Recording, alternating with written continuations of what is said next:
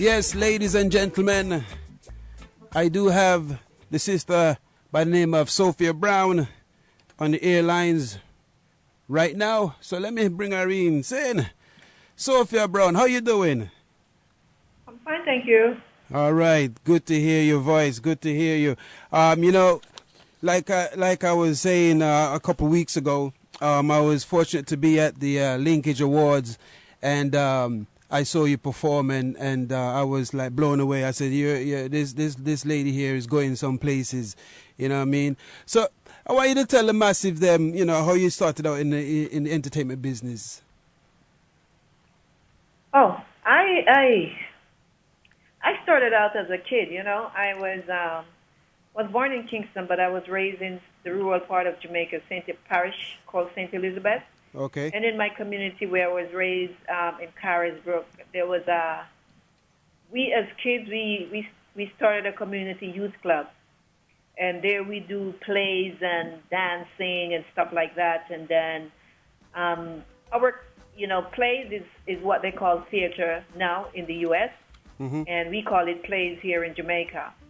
And there was myself and my cousin, Sonia Baker, was the dance duo in the community youth club. So we would go and participate among many other community youth clubs, around the surrounding areas, And from there I go on to start working with the Jamaica Tours, the train that hails from Montego Bay to the Appleton Sugar Estate in St. Elizabeth. So Sophia, you've been in the entertainment business for a long time, even from a different aspect of it. Choreographing and dancing and things like that.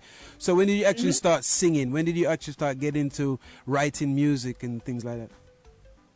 I did my first song in 1993, a song titled "Jig Me." How I come about to start doing that, because many people, had said to me many a times that, you can sing, you need to start singing and stuff like that. And I personally wasn't interested in doing that, really.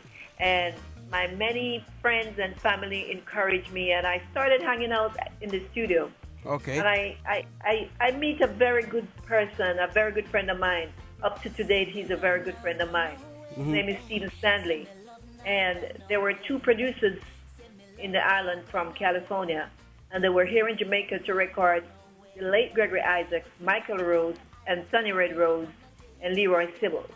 And I happened to be in the studio when they walk in, and, Stephen Stanley said, "To Wonder Girl, yeah." At the time I was going by the name Wonder Girl. Okay. To Wonder Girl, yeah, put her on the rhythm to the man. Yeah. Good enough. Yeah. And the gentleman asked me, if I can sing and stuff like that, and he told me to go into the studio and sing. And I went in there and I sang, and he asked me if I know the rest of the lyrics to the song, and I tell him yes, and, the rest is history. The other morning, about 2 weeks after that, someone called me, Jason Lee from Sonic Sound here in Jamaica. They were like the big distributor, and they were distributing the song in locally in Jamaica and also in the Caribbean. Okay. And trust me, I heard my song for the first time on the radio. It was morning. No, isn't that a wonderful feeling? Tell me, how was that feeling to hear yourself on the radio? A lot of artists, that's what they dream to hear, to experience. Listen to me. As a young female in my teens at the time, when Jason Lee called me and said, "Wonder Girl, Wonder, wake up, man, here Donovan Bakers on JBC playing your music. Wake up." I tell you, I run out of my bed, you see, Calvin. And I